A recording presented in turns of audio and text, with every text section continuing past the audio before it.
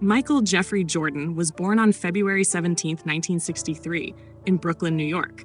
His parents, James and Dolores Jordan, were hardworking and dedicated to raising their 5 children with discipline, love, and strong values.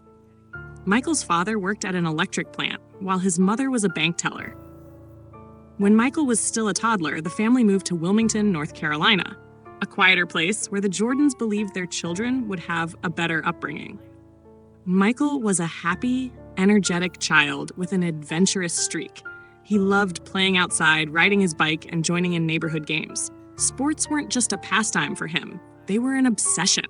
He played baseball, football, and basketball with his friends, switching between them effortlessly. But if you asked the teenage Michael in those days, baseball was his favorite sport. Basketball wasn't yet the center of his universe. In middle school, Michael was competitive, but far from the superstar people now know. In fact, the very sport he'd become the best at was one that didn't come easy to him in the beginning. At Laney High School, Michael tried out for the varsity basketball team in his sophomore year. He was excited, confident, and determined to make the cut. But when the coach posted the final list, his name was missing. The reason? At just 5'11", he was considered too short and not yet skilled enough. For most teenagers, that rejection could have been a crushing blow. For Michael, it lit a fire inside him. He didn't sulk, he worked. Every single day after that, he trained relentlessly. He played on the junior varsity team where he dominated, and in the summers, he worked with his brother Larry, Dad, who pushed him to his limits. By the next year, he'd grown nearly 4 inches taller and honed his skills to the point where the varsity coach couldn't ignore him. Michael's senior year was electric. He averaged over 20 points a game and started attracting attention from college scouts. One of those scouts came from the University of North Carolina, a man named Dean Smith. Dean Smith was a legendary coach who believed in discipline, fundamentals, and teamwork. He saw raw talent in Michael Jordan, but also saw the humility and work ethic that would make him coachable. In 1981, Michael accepted a scholarship to UNC and began his college career. As a freshman, Michael was surrounded by experienced players and wasn't expected to be the star, but he quickly proved he belonged. His breakout moment came in the 1982 NCAA championship game against Georgetown. With just 17 seconds left, the score was tight. The ball came to Michael. Without hesitation, the freshman rose and hit the game-winning shot. That moment put Michael Jordan on the map. Dean Smith later said, "That shot gave Michael the confidence to know he could be a great player."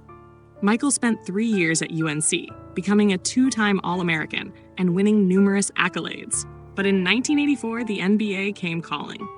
The 1984 NBA draft was stacked with talent, including Hakeem Olajuwon and Charles Barkley. The Chicago Bulls, picking third, selected Michael Jordan. Chicago wasn't exactly a basketball powerhouse at the time. Their attendance was low, and the team had been struggling for years. Michael was about to change everything.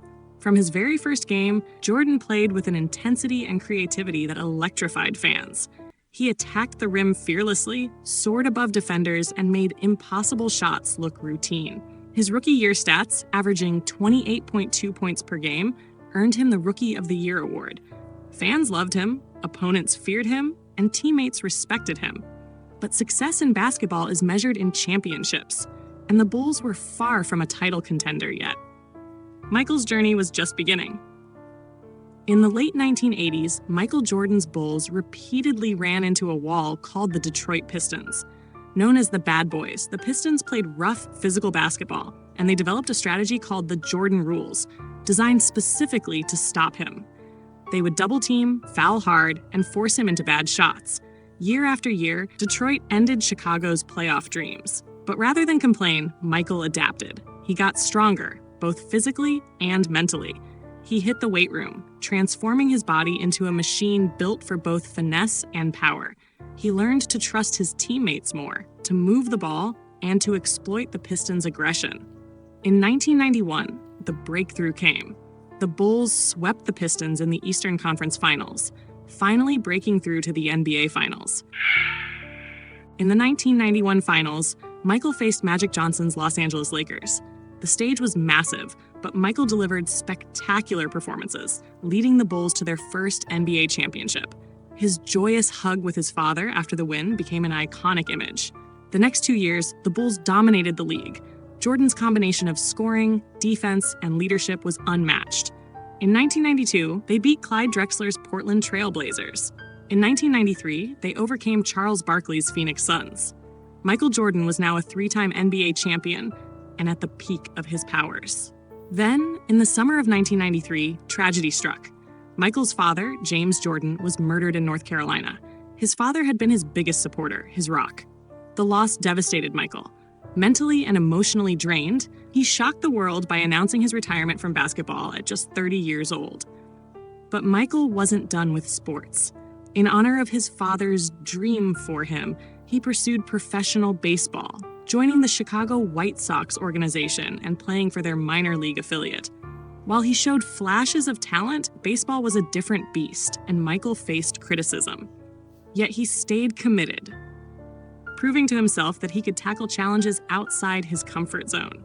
In March 1995, after nearly 2 years away, Michael sent a simple fax to the media: "I'm back."